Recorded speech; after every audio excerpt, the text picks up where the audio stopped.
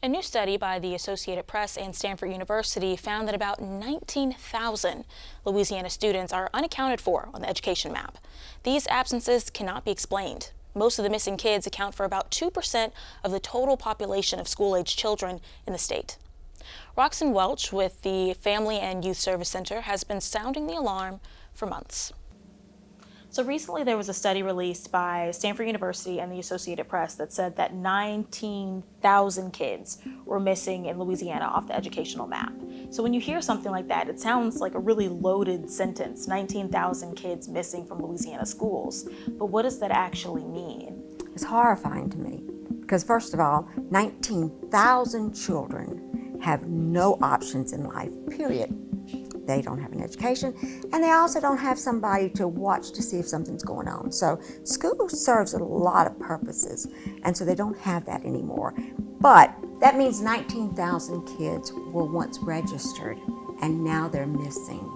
But what about the ones who were never registered to begin with? So you're saying you think the number is much larger? Oh, I'm certain that the number is much larger because we have people who will call us and tell us about children that are in their house, that they've never seen anybody anywhere around going to school. And so the neighbors are concerned. Grandmothers are concerned because their grandchildren have not been in school. You've got the police that'll pick up a child and the child will tell them, you know, I want to go to school. I'm not allowed to go to school because I live with my grandmother and she can't sign the papers, things like that. Lots of different reasons, and those kids are not on the radar screen. Those kids are not listed as the 19,000 because they were never registered to begin with. So for the kids, the 19,000 that are listed, I mean, in your experience, why aren't they coming to school? Because the study says that there's really no data showing why. From experience, I can tell you why. And really, it's common sense why. First of all, you have the problem that you have family issues, and family issues by themselves will cause all kinds of trouble.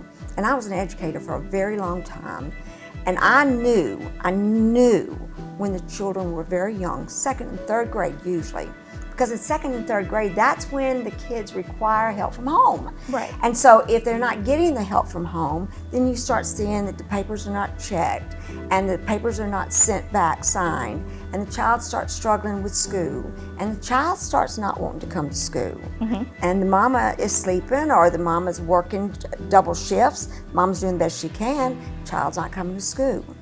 So there's a lot of different reasons. It's not just, a neglectful parent. There could be There's several. all kinds of reasons. It could be a grandmother that's raising the child, and she's ill, and she's doing the best she can. You really have to look at these things one at a time. Every single case that we've ever seen is different because the circumstances are different, the children are different, the parents are different, the family's different, the system is different for that particular child. And so you really have to pay attention to these kind of things.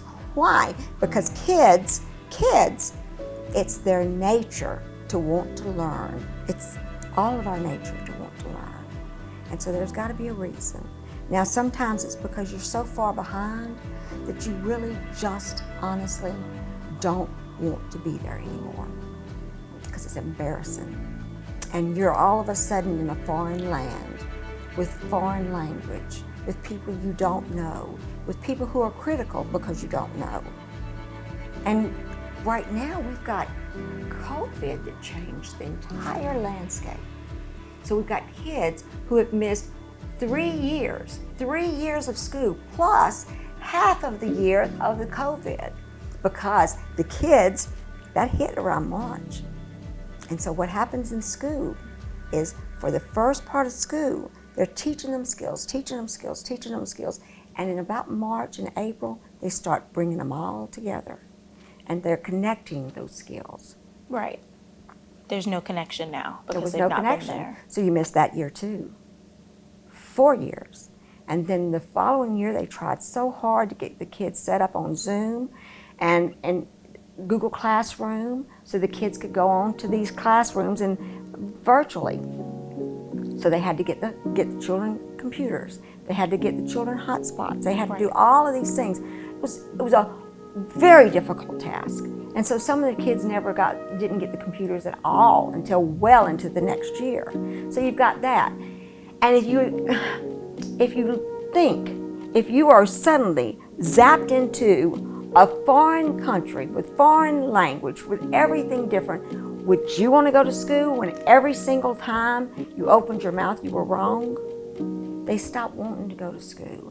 And then they become very angry children because they did want to go to school and things got in their way. And so you become very angry. And then at a certain point you just become angry people because options have been removed. If you don't have school, your options are very limited in life, and people are going to survive.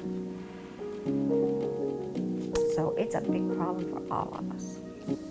Well, thank you so much for taking the time to talk about this really serious issue. I mean, the report was very shocking for a lot of people, but thank you so much. Thank you.